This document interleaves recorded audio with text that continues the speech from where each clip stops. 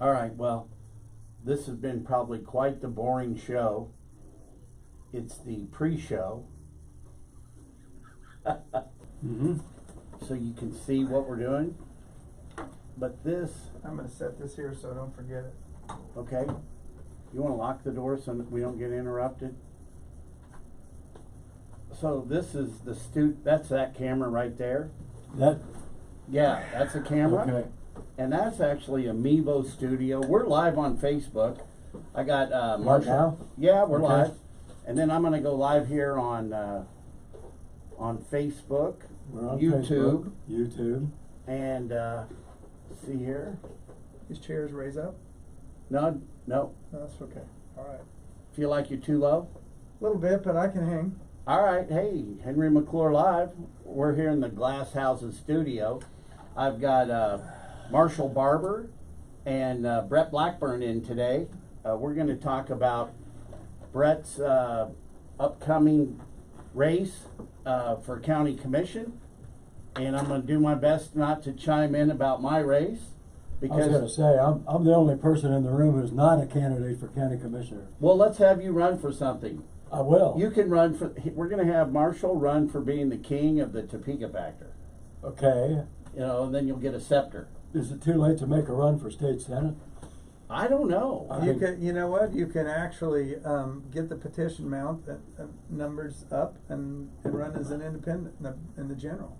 Oh, well, we've got a precedent for ignoring petitions here in Shawnee County Oh, set by the man. Topeka City Council. Don't go ahead, get your 5,000 signatures. We're not going to pay any attention to it. So, no, I'm not going to do that. Well, that's interesting too. Well, yeah, but because- you can still get on the ballot. They don't have to. Really? Yeah, if you get enough signatures, you can get on the I ballot. wonder how many I'd need. And they can't stop you.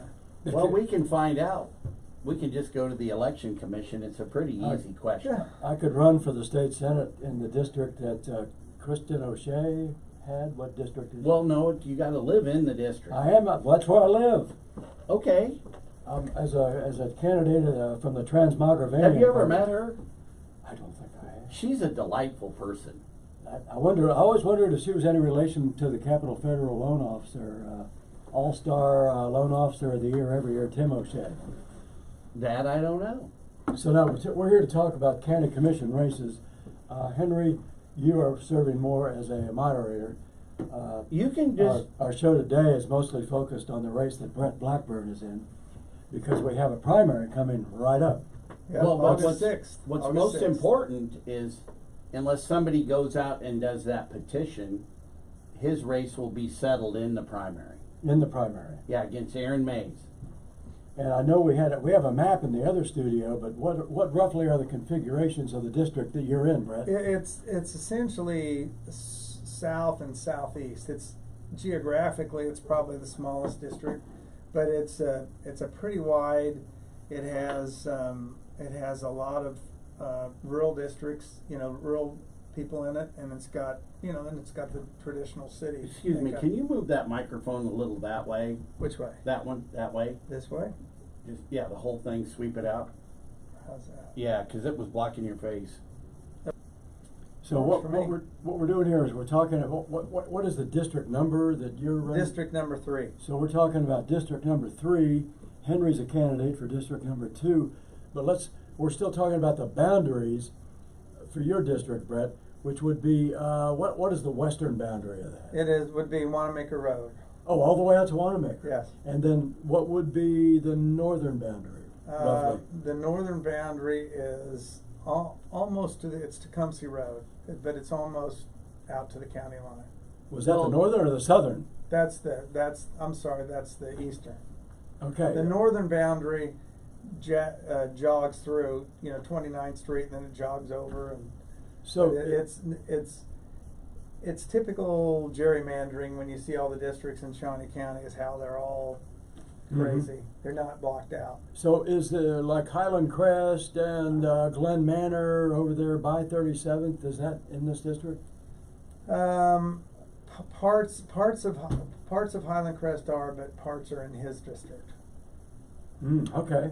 It's again, it's they were gerrymandered way back when, and then when the the composition changed a few years ago. It got gerrymandered again. And sometimes they'll just go around precincts, so you might get an odd shape based on a precinct. That's interesting. Yeah, so what I'm gonna do is take the old studio and convert that into more of a campaign war room coming up from here in November. Okay. Well, so let me ask you, Brett, what prompted you to jump into this race? You know, Morris, actually, the number one thing that got me into this race is the thing that's on everybody's mind is our property taxes. They just keep going up and up and up, and they're artificially inflated due to home values. And the county has a tendency to, you know, in the last 6 to 8 years, they've had a tendency just to take whatever money they got the year before and spend more and spend more. And so they can say, well, we didn't raise the mill levy, but if the appraisals went up, the amount of tax and the tax increase people see is quite significant. And the spending in Shawnee County has gone up far faster than the rate of inflation. So, you know, there are people in Shawnee County that are living on fixed incomes that are kind of getting locked out of their house. They're, you know, trying to think, well, do I have to move or what do I have to do because I can't afford my property tax anymore, and we need to do something about that.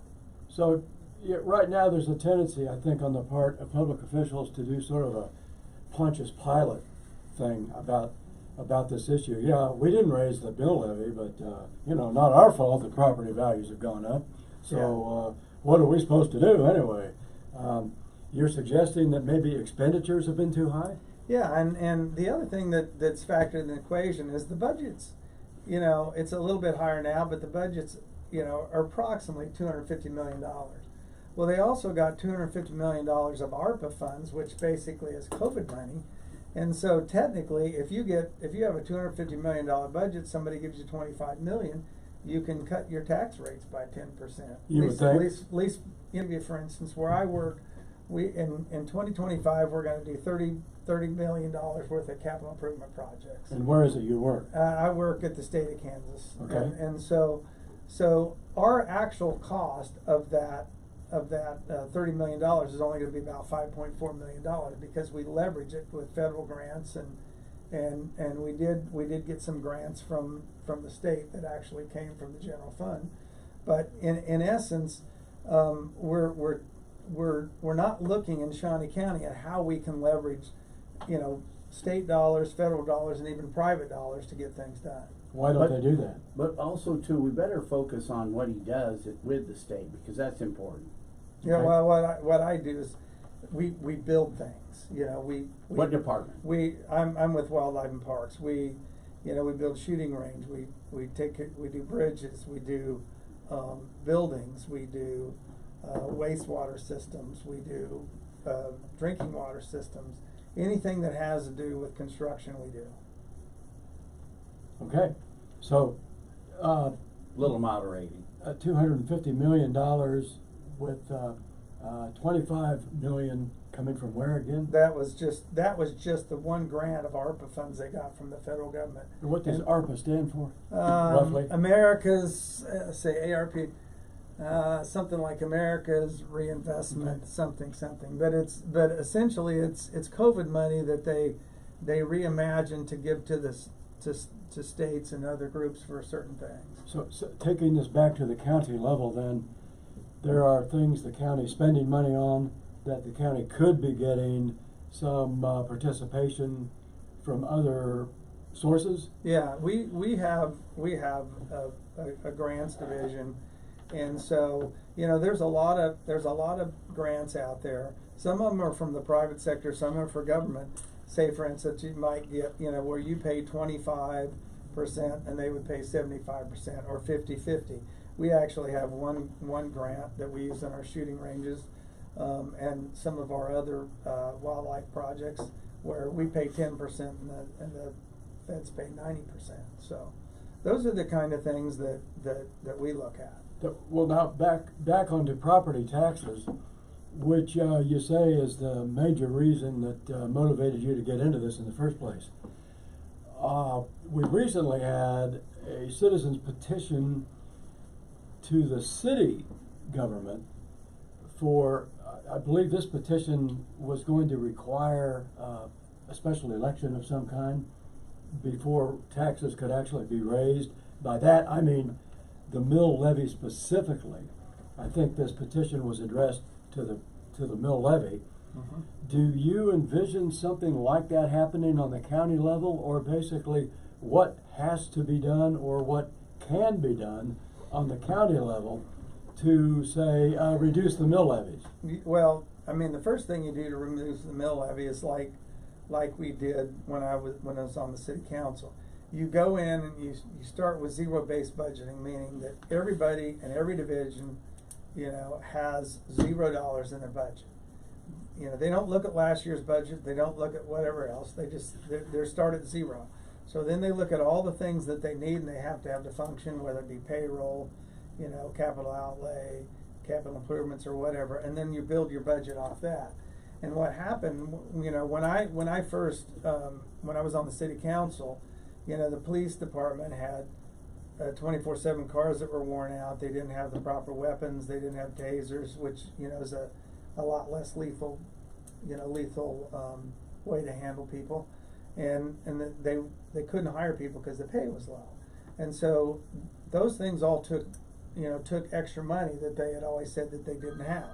So we went basically back into the budget and took out the things that weren't necessary and got rid of them. That's on the city level. Yes, So now- and so what you do is you shift things around instead of just saying, well, we're going to put all these things into the police department and we're going to raise taxes.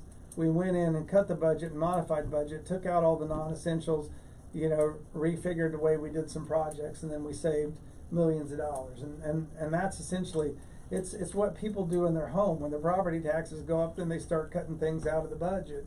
But we're getting to the point where people can't cut any more out of the budget because when you're on a fixed income, those taxes go higher.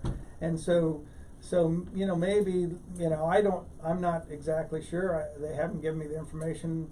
Let's say pickleball courts. A lot of people like pickleball courts, even some people on fixed income.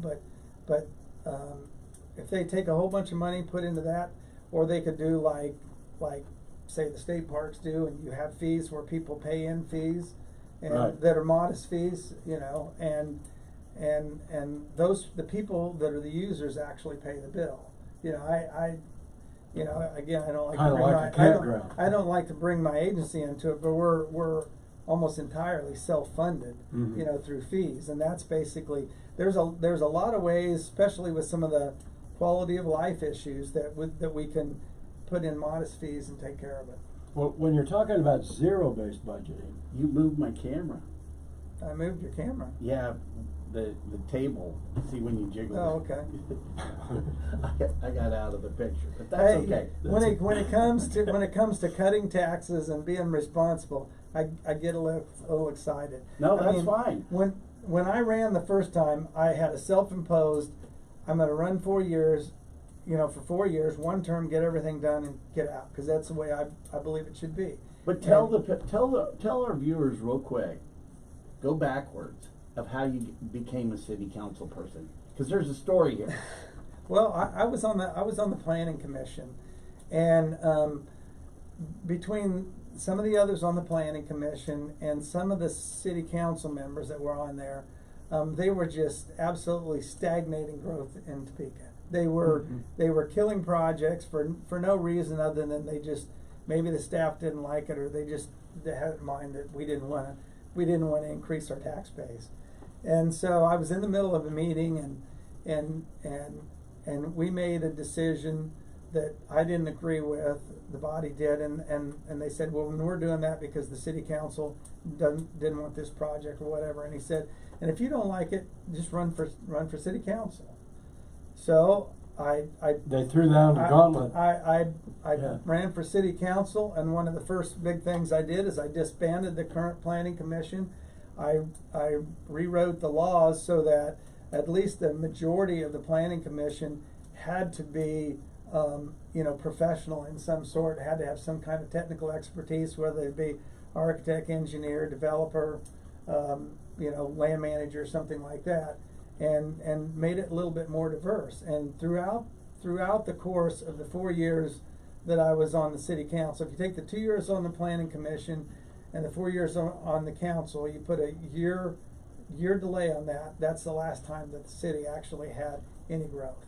Because we were positive, we brought businesses in, we let people, do developments, and that's the way it is. You can't just say no, no, no, no, no. I mean, the city and the county, when it comes to planning, they need to get to yes. Everything has concerns. You've got to protect the neighborhoods, protect everything else. But you want to start with thinking that you're going to end up, you're going to get to yes. Let me ask kind of an open-ended question here. Does your district include the corner of 45th and Croco? Yes, it does. Okay, and this is kind of coming out of right field as opposed to left field, but that particular corner was part of the Rockfire development? Yes. And Rockfire had some problems. What do you see, that corner is coming up for sale. The reason I'm asking this as a real estate agent, I'm just curious, do you see any possibilities for that corner? Well, that's one of the corners where they could use some sort of incentive, like a TIF, or I'm trying to think of the other one. What's the other one? The CID. The CID. Where you can give them some incentives, but the biggest part is most of the infrastructure is already out there. Mm-hmm. I mean, the city spent a lot of money to go out there, and now we've just let that area stagnate. But what happens is, every time somebody would come to the city and want something done, it's like, no, we don't want that. I mean, I can remember Brahms years ago, and it was probably 30 years ago. Brahms, came to town, and Brahms They wanted came to come to town. They Topeka? wanted to come to town, and they wanted to be out by 29th and Wanamaker, and the city just fought them and fought them and fought them. Really? They said, you know what? These people are too hard to work with. We're never going to come back to Topeka. Oh my God! Now, Brahms? We turned down Brahms? So we could have had Brahms 30 years ago. Now, 30 years later, I believe Howard Paul's got him going in one of his buildings by the Wendy's downtown. Does he really? In the bank building. But we ran him off again up on Highway 24. Yeah, we likely would have had, if we were a little bit more friendly to development, we likely would have had all those Brahms around. And they are an employer, they are a good, they provide benefits, but it's all the ancillary things that develop around that. If you take an area and they have no services, people aren't gonna do anything. But if you put some services out there, say like 45th and Croco, then all of a sudden that whole area develops, and you put all that new people on tax base. You got a lot of people that commute from outside of the city to work, at the state or the county or the city, back or and the forth government. between Topeka and then Lawrence. all that you have that every night. You have that big giant sucking sound. All that money leaving our community. Prospero. And once we make areas that people can come in, they want to look at, then we can increase that tax base. So those people will be paying taxes to Shawnee County instead of other places. And then the larger your tax base, the less burden it is on each individual person that's paying tax. So we talk about, we want to expand, but it's all about increasing the tax base, not increasing the taxes, increasing the pool of people that want to go in. And we did that for a short time, back in 2005 to 2009, because we were accommodating, and we weren't dropping skyscrapers in the middle of residential neighborhoods or dumping buildings where they're not supposed to be, but with reasonable planning, but mostly getting out of the way of the private sector and what the people want. That's how we grow Topeka, and that's how we're going to grow Shawnee County. Can I reel you in for 1 second? Yes. Because what's important too to know about his history is he was on the first planning commission after Vic Miller disbanded the Metropolitan Planning Commission. Okay. So he was on the first city planning commission, and there was a county planning commission happening at the same time. Right. And I think that's important. Do we still have two planning commissions? Yes, we do. We do. Okay. And so I think it's important to know his history of how things changed and Territory allowed, because right now the city controls the 3 mile EJT around the city. okay? EJT. That's the 3 miles around the city. Okay. Because we're a city of the first class, it gives the city the right to have input in what happens in that area. Well, the county had ceded that area when they split up the planning commissions, everything, and the county totally ceded that 3 mile area. So what some city planners want for outside the city, but in that 3 mile area, they control that. Well, there is a process where the county can say, look, we want part of that control back. We want to at least have an equal say in that. So they create another planning commission, which then this is a little bit of a bureaucracy, but they appoint 3 members, the city council appoints 3 members, and then those 6 people get together and appoint another member. But it gives the county at large, the out city voice, the ability to have some control on what happens. And that's how we can expand, because the city in general over the last 20 years has said no to everything anybody want to do. And so if it's a problem, we can just put that in that 3 mile area, use the infrastructure that's already there, and we can build the tax base. So does the county group override the city group? No, that group actually, if they did have that group for the 3 mile area, they would control that area. But what's important to know is today they could do it by. Do you receive or do you anticipate receiving from the city Well, on that idea?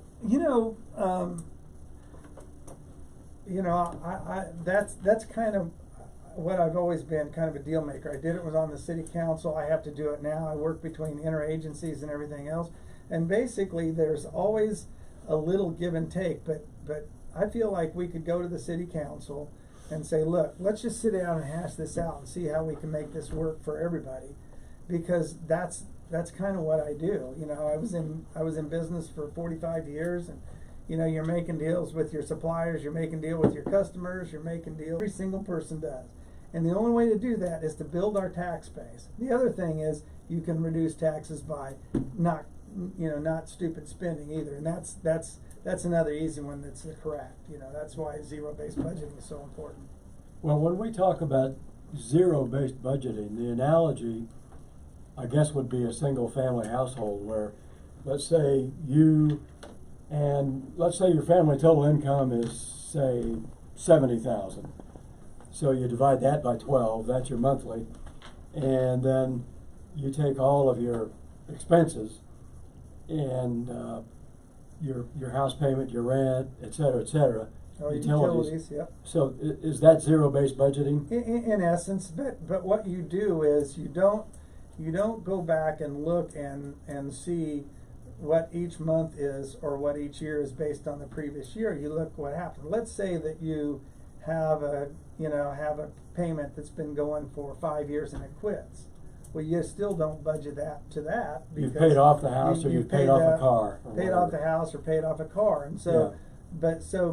At the beginning of each month or the beginning of each year, in the case of the county, you look and see, here is what we think we have to do. And when we do our capital improvement budgets, they may submit $45 million worth of projects. Well, we say, well, this is how many we can get done, this is what we think we can afford, and that 45 million automatically maybe comes down to 30 million, and you put some out in the out years.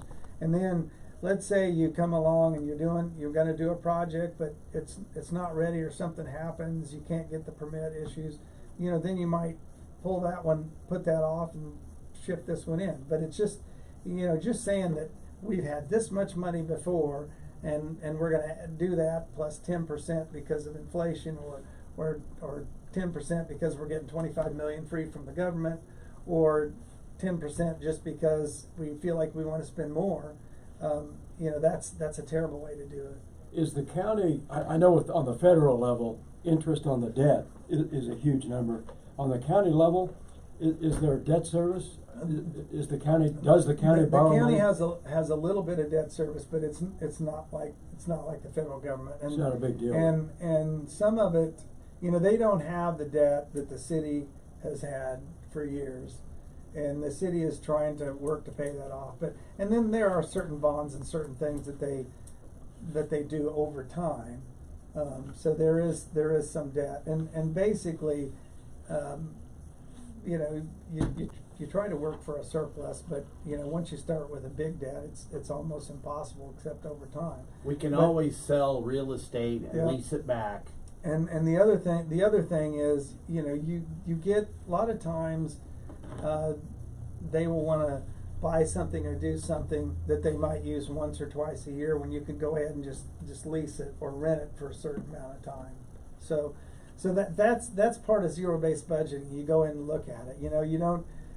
If somebody says, "Well, I'm going to get a new lawnmower because this one's got 500 hours and I like this new one that has a fancy cab," and you say, "Well, I'm sorry, but that lawnmower that you have can go 5,000 hours, so there's no reason to spend the money on it, and it will be just as efficient as the new lawnmower." I mean, that's just one little small case, but that's how you look at the entirety of the government. Is you look at everything and say, is there a reason to spend that money? Well, speaking of reasons to spend the money, I've been sort of obsessed, you might say, with how the county bought this huge office building on the corner of 7th and Quincy. And I don't even know what was spent to buy that. I assume it was millions, but Well, we can look it up. let's look it up. And so with something like that, when you have a really big acquisition, was there any effort made to justify that acquisition, or was it something they just decided? Well, let's just get down to this question. Should the government own buildings or lease buildings? In essence, most of the time they should probably lease buildings. Once there are times at which you can justify. For instance, maybe you can buy a building. You could buy a building and have a tenant, and you can actually run a positive cash flow on the building. That might be a reason. But the biggest issue that you have is every time the government buys a building, it takes that building off the tax roll. So that burden, you know, not only do they have the expense of that building, but that burden for the rest of the taxpayers has just increased. Not only because of what they bought, but then you lose the tax revenue that came off that spot. Is the county, do I remember this correctly, is the county buying the old Harley Davidson building? Yeah, I think that's a good place for the sheriffs. And I'm telling you, as real estate, Henry McClure didn't like the idea, but County Commissioner Henry McClure likes the idea because the sheriff would be located there. The camera system would be located there. It'd be a great central location for our police force, the sheriffs. No, wait, the sheriffs are already downtown, right? Yeah, but we have to relocate that because of the new infrastructure. So, Yeah, Brett, weigh in on that. Oh, This it's is your just- call. This is your again, show. The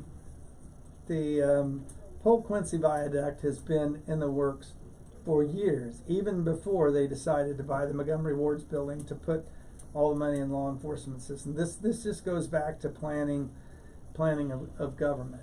But what you know, the sad part of this whole thing is the county used to own that building. Right, I And then- remember that. And then they were all excited because we're going to sell this building, and then we're going to move our offices, What was right? it? And we're the gonna, restaurant there was called what, Willie C's or Right, something like that? right. Yeah. So they put in a restaurant, they put in Harley Davidson and the Evil Knievel Museum that's going to go, and then all of a sudden now we're going to buy back that property at a lot more money than what we paid for. But had they had a little bit of foresight, they could have repurposed it at that time, and we'd saved all that money.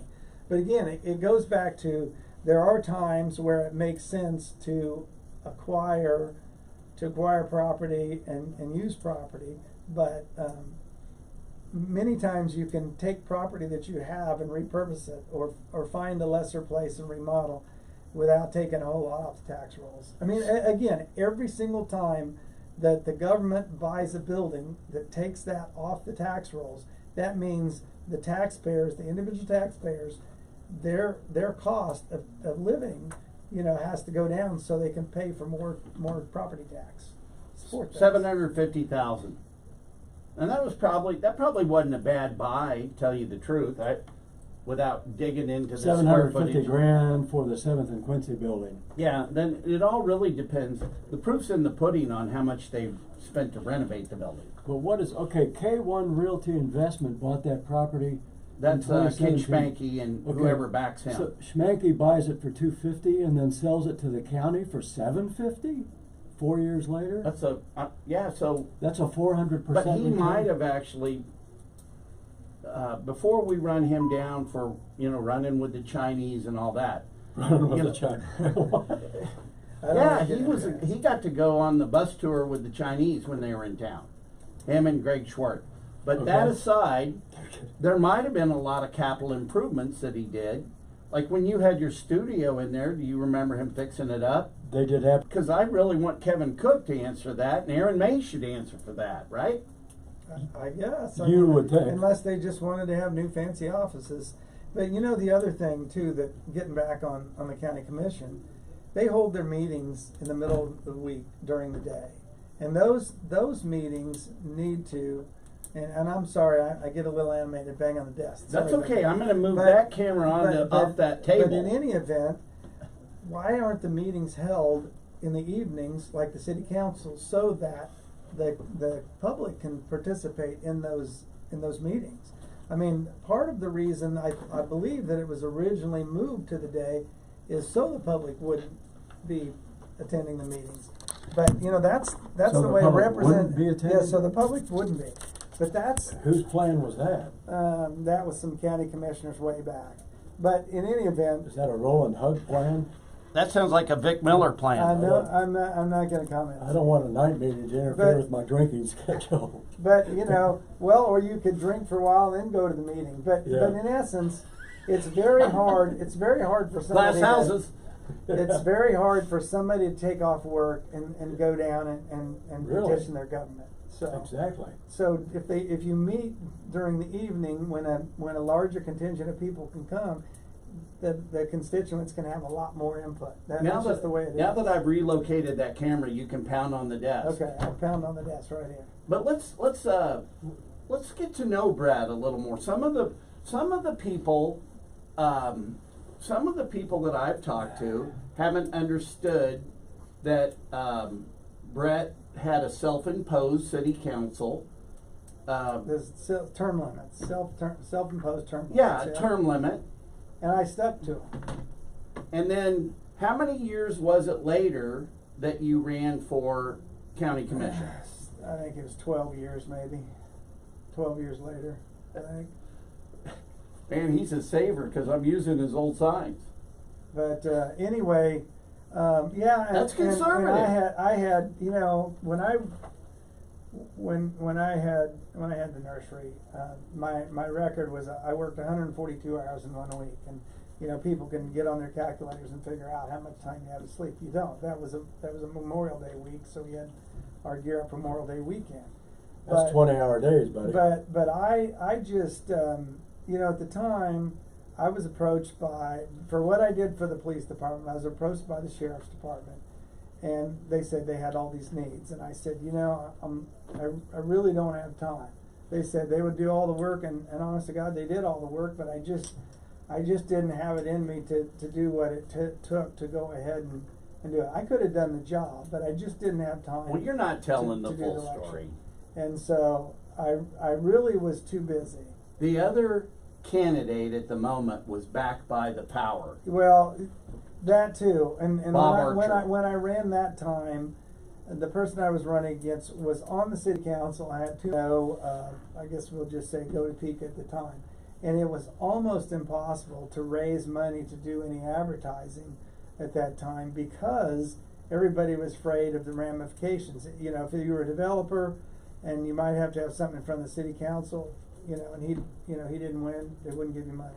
So it was tough. It was tough to generate money, but my heart wasn't in at that time. Even though I had the time to do the job. It's just like this job.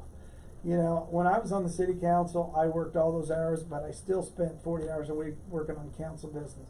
Same thing here. I spent hours and hours and hours answering emails and phone calls for all over the city, not just my district. But that's what you do.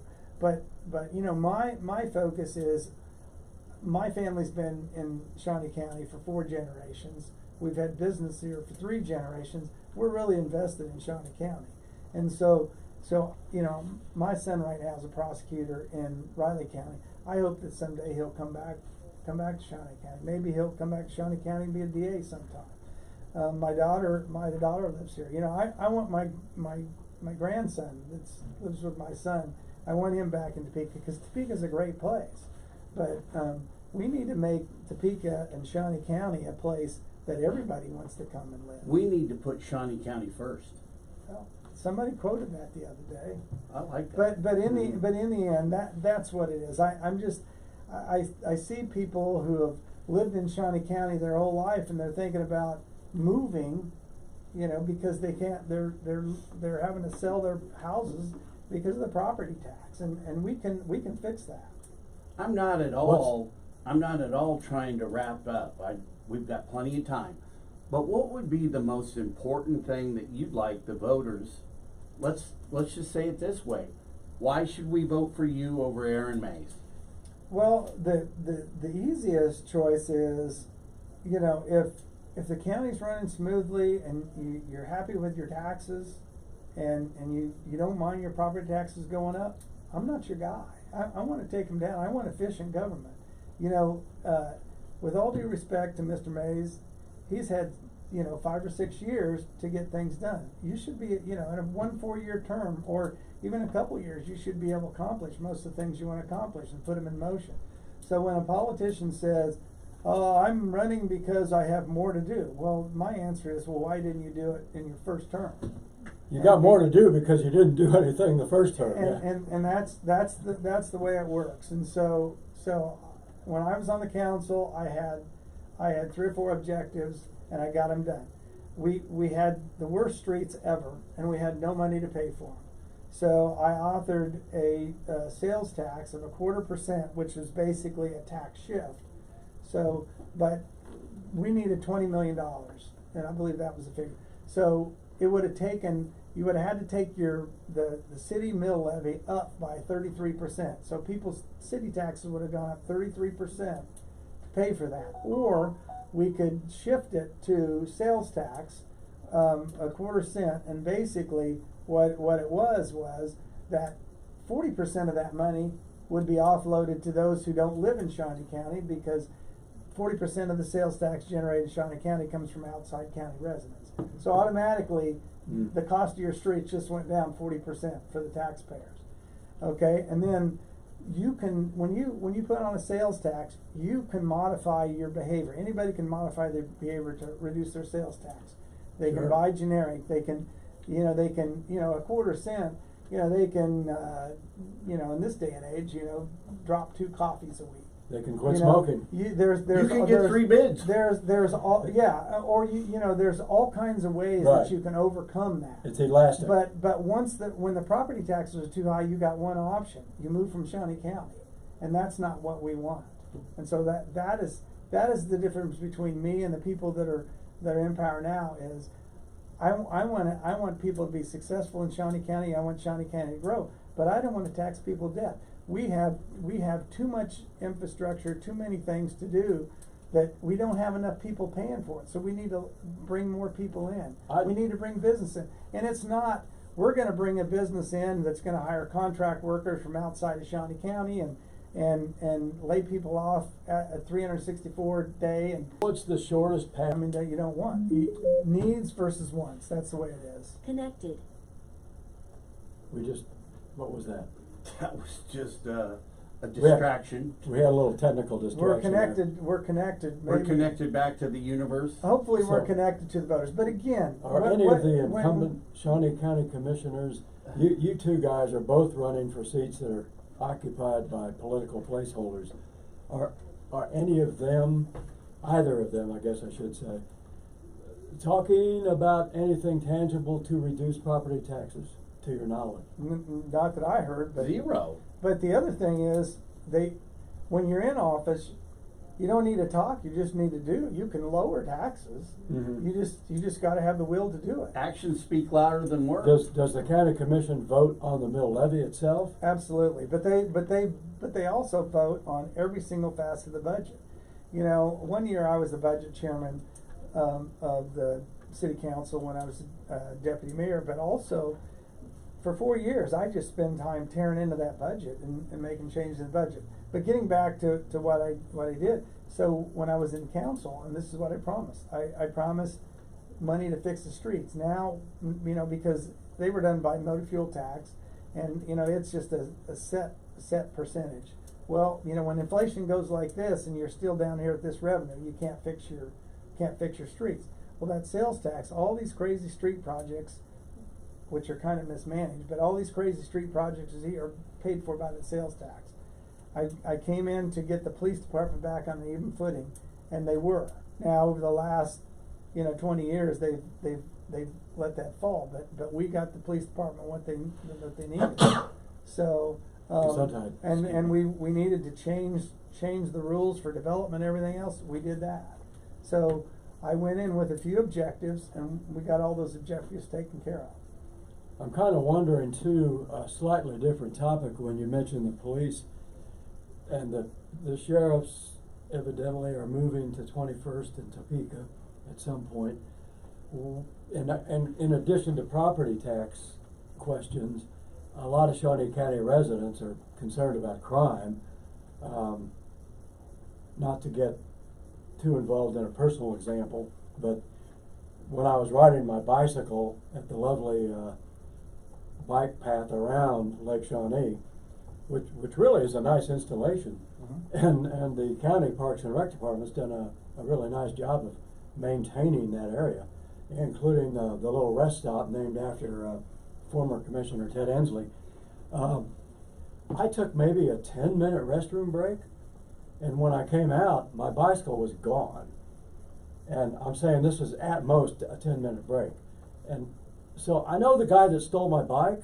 That guy was probably a meth addict, and this happened 2 years ago. Wait, So, you know him personally? well, I'm just hazarding a guess. This guy has probably stolen 5 or 6 more bikes since then, and we seem to have this revolving door in the court system. And their properties broken into and burglarized. So what's the best thing to do about that? Well, I'll tell you that in many cases, the people that are committing the crimes outside the city are the same people committing crimes inside the city. And right now, the city of Topeka is way down on numbers of officers. You know, there's a lot of different things. A lot of it has to do with money. Is it 27? They're getting ready to get a 27% increase, which may keep some of them. But in any event, the beautiful thing about Shawnee County, the Shawnee County also includes Topeka. You know, the sheriff and I haven't had a chance to sit down and get a discussion, but we're hopefully going to do that next week or maybe this week yet. But we need to, you know, if the city is not going to do what they need to do to increase the number of officers, then we need to give the sheriff's department the ability to gear up more and start running more patrols and start arresting more people and getting them locked up. Because like you said, this guy has stolen, you know, infinite number of bikes. Well, we need to put him away. And if the guy has a drug problem, we need to get him help and maybe get him clean. There's already programs in the works for that. But you know what? The other thing, so throw him in jail for a while, and that'll sober him up too. Because, to my knowledge, you can't get drugs in jail. Maybe that's not the case, but I don't think you can.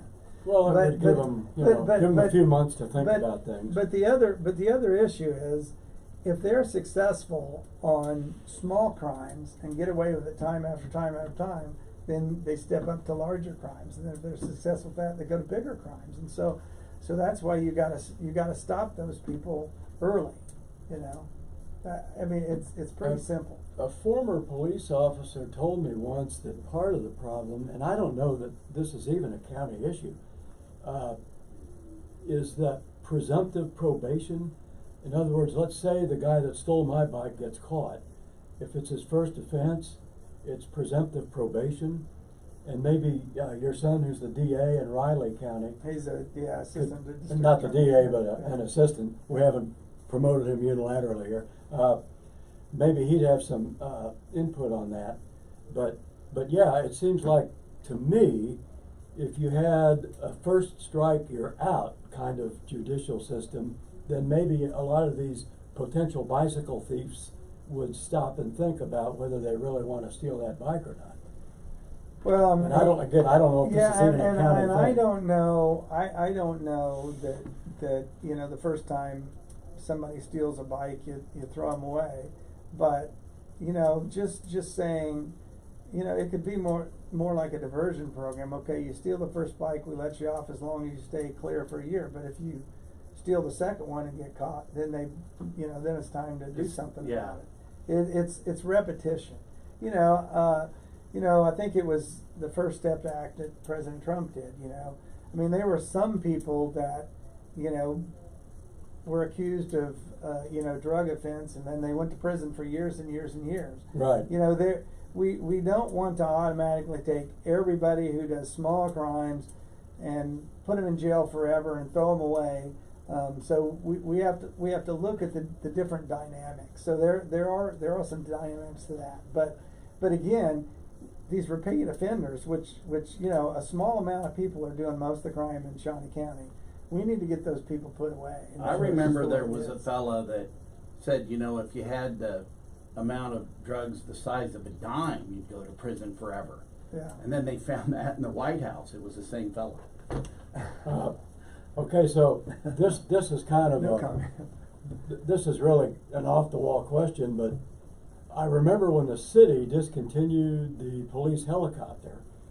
I am wondering what would there be any advantage, say, in having a Shawnee County Sheriff's helicopter? Well, I'll tell you that I did. Because there, you know, I did at least 400 pages after looking at thousands of pages of documents, and I laid out for the city council how having a helicopter program was cost effective. It's just facts. I looked at looked at cities all over the country, and as you know, that was a political thing.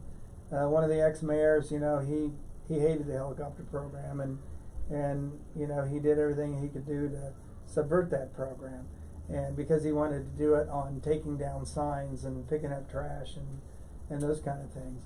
But clearly, when the helicopter program disbanded, we had increases in crime, rooftop burglaries, you know, people fleeing on smaller, you know, we don't chase people if it's a smaller offense. You know, they just get away. They couldn't under the helicopter because the new 400 was up in the air.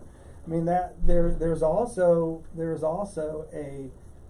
a possibility of a joint law enforcement arrangement between, you know, Topeka, Shawnee County, KHP, possibly too. You know, you have to get all the people together, but again, have a patrol helicopter. I mean, KHP has more of a search and rescue and a felon stop. You know, where they got some, they'll go out. But actually, we had 400 that was a patrol helicopter, and it made a big impact on the crime.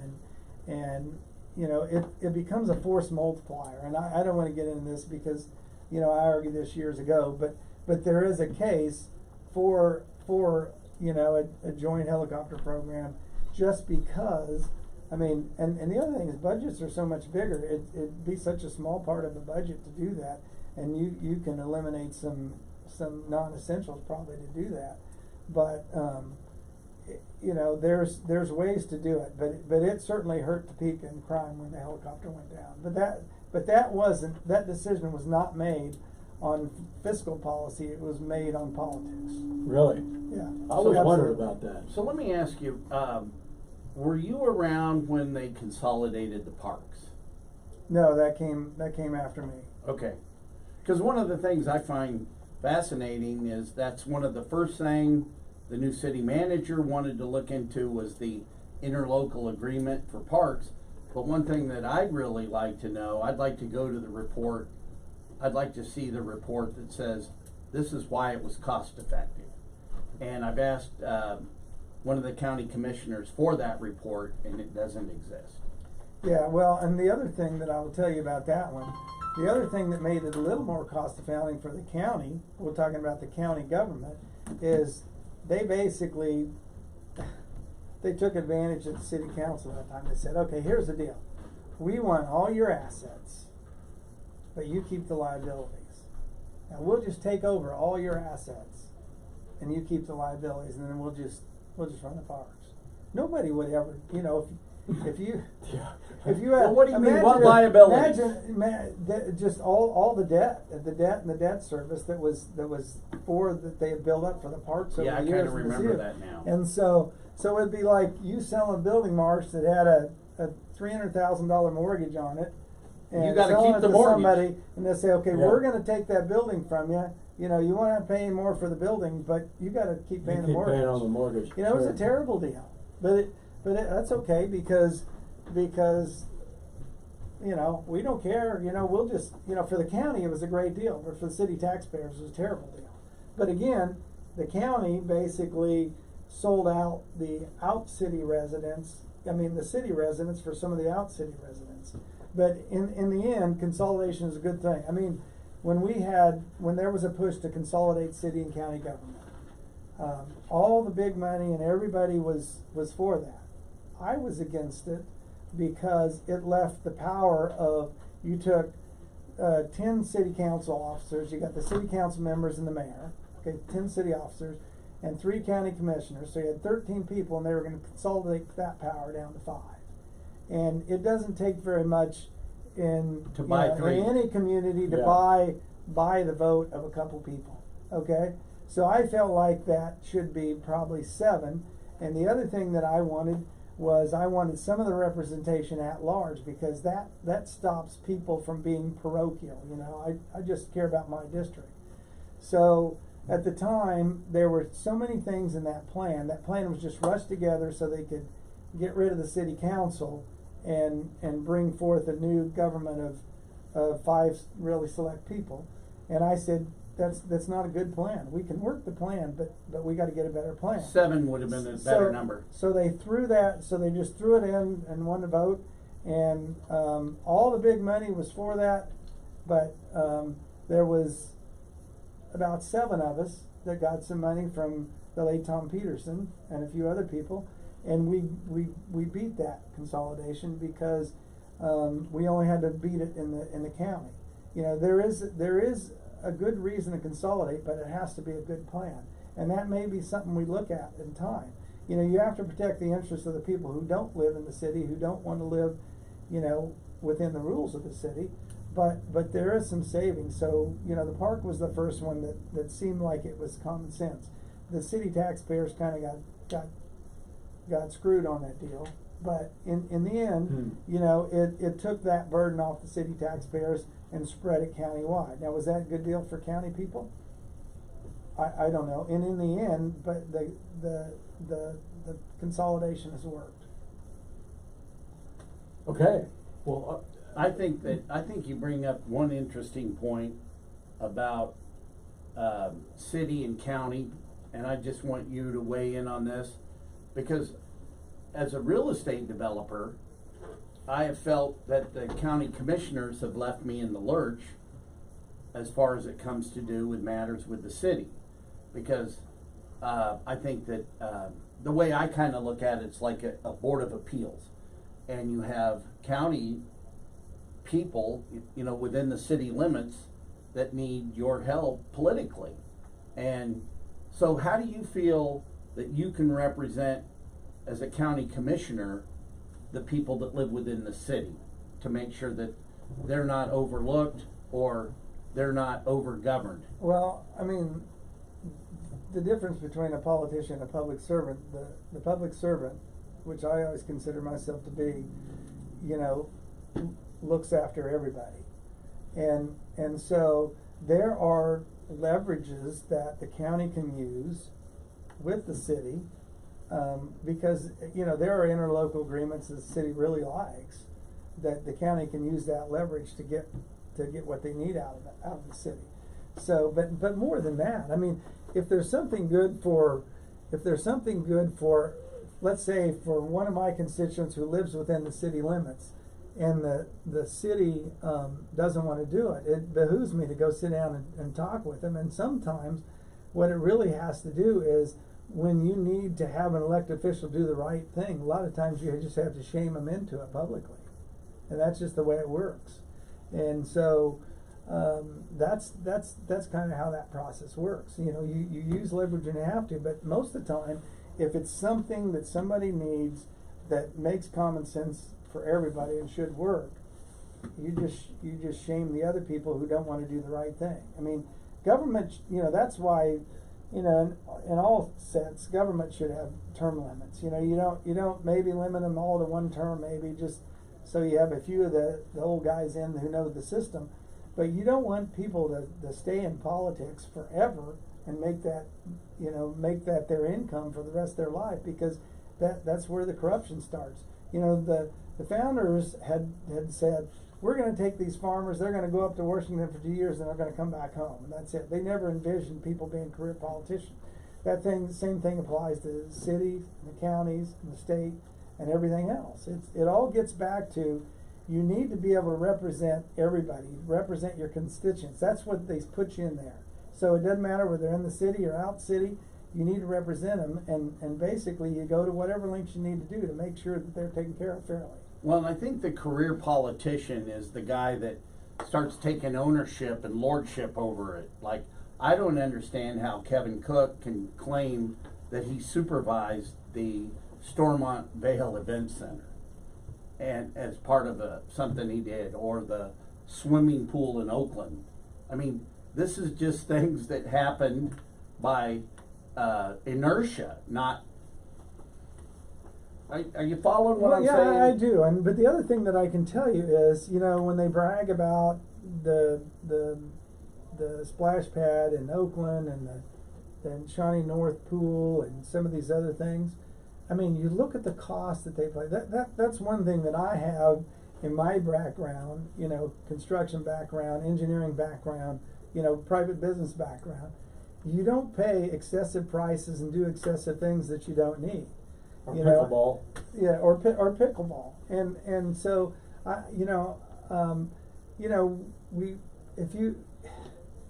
this seems hard to say. You know, the largest portion of tax revenue from the city comes from the West District and the Southwest District, right?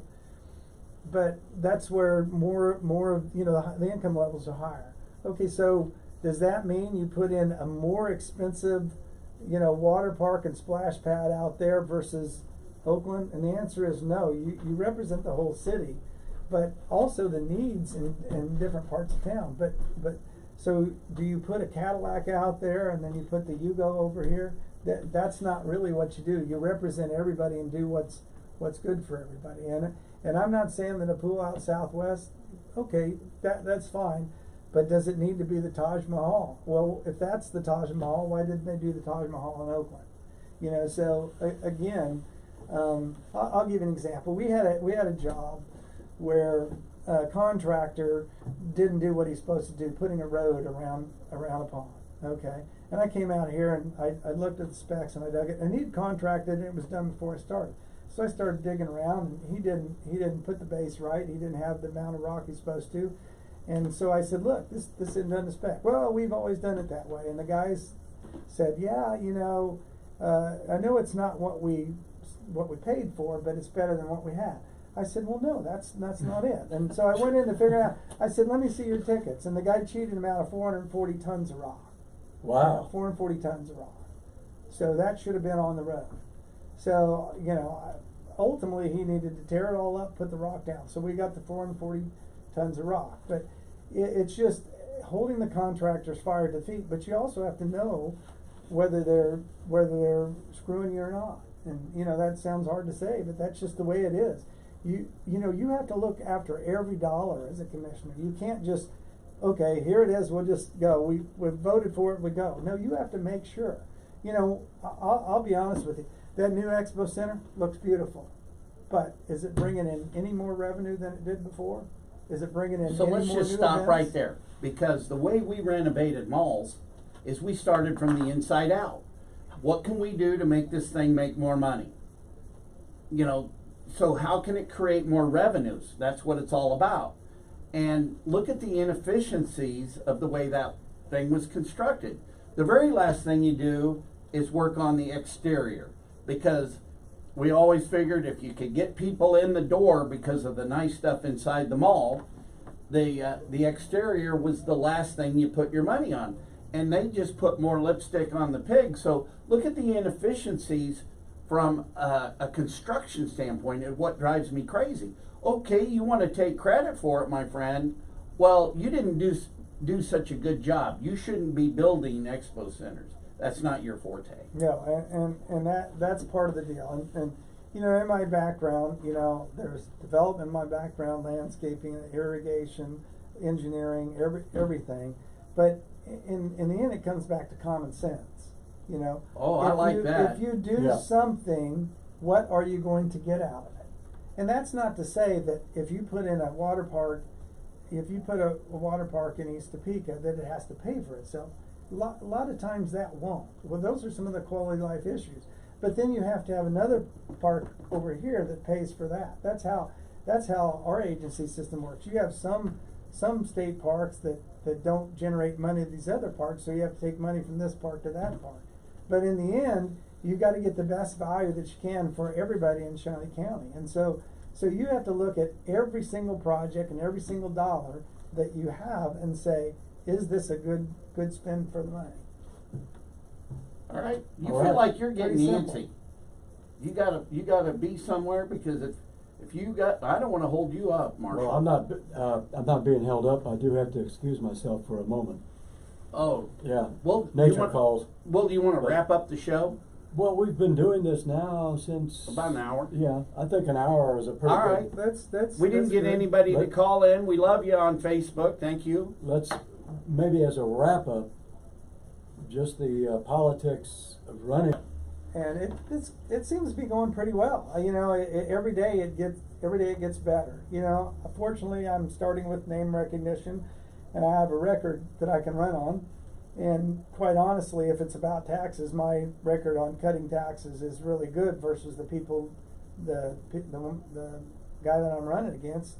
He's just letting the taxes go up. And again, don't look at the mill levy. Don't say we held the mill levy. Tell me, are your property taxes going up? Are your roads better? Is your crime down? You know, and if everything's better, stay that way. But if you think it can get better, you can't get better by doing the same old thing. So that's why I'm running. Because I'm running because I as a business owner and a guy who lives on a farm, I can tell you that things are not better, and we need to make them better. Go ahead. As a recovery guy, when they locked us down, I held a meeting for 97 days in a row where you didn't have to social distance, you didn't have to wear a mask, and we held AA and NA together, and the actions speak louder than words. I thought it was government overreach to lock people down and wear masks. Personally, that's Well, they shut down the small businesses, but let the big businesses stay open. that makes no sense. You know, that you take the small business, which is the lifeblood of the total economy, not just our economy, but the total economy, and they shut them all down, and that was inexcusable. Some of them never came back. It seems to me we're making a stand about placeholder politics here, which is you're saying you would self-limit in terms of how long you would actually serve if elected, Yeah. and as you did when you were a city council person. And the antithesis of that is somebody who gets elected and then they decide once they're there, you know what, I really like being Sure. here. And I think I'm just gonna stay here for another couple of terms, and really, whether or not I ever achieve any of these initial objectives that I had is kind of beside the point. I just like being here. Well, correct me if I'm wrong, but my opponent was appointed the first go round, Right?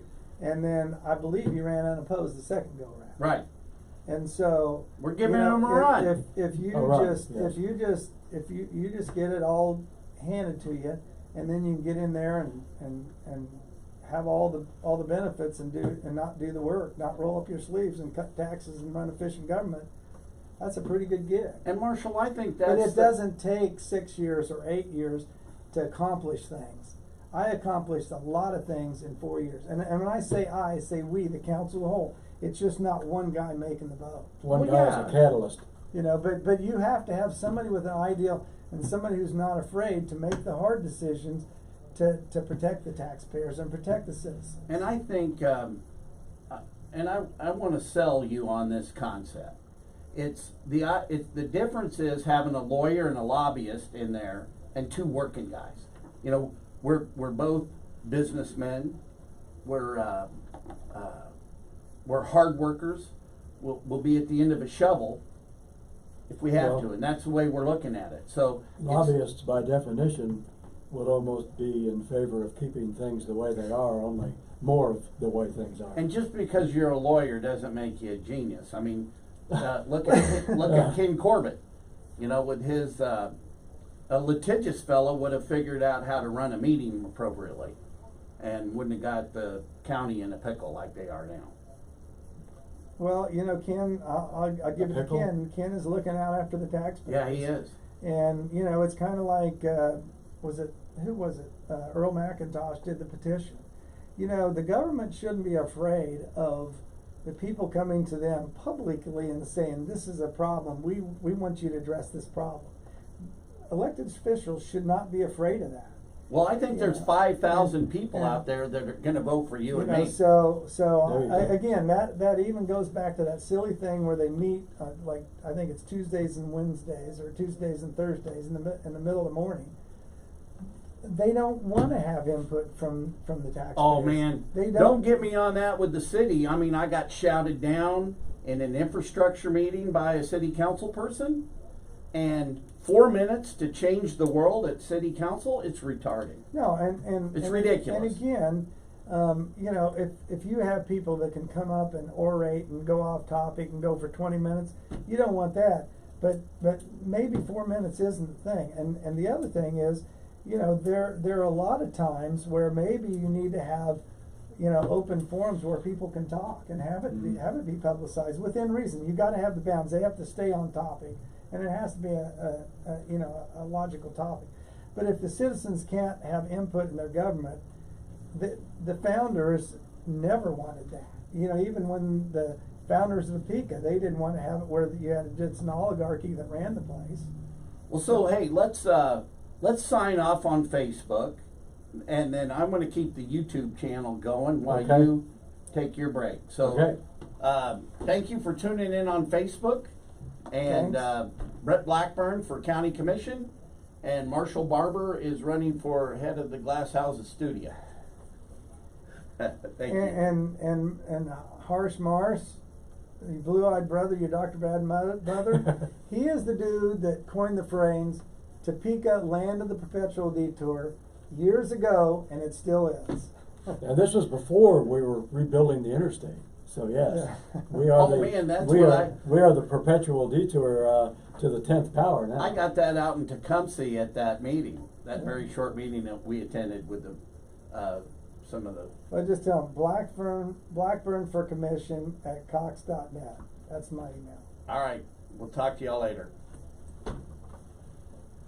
All right, we're done on. We're taking a break on Facebook.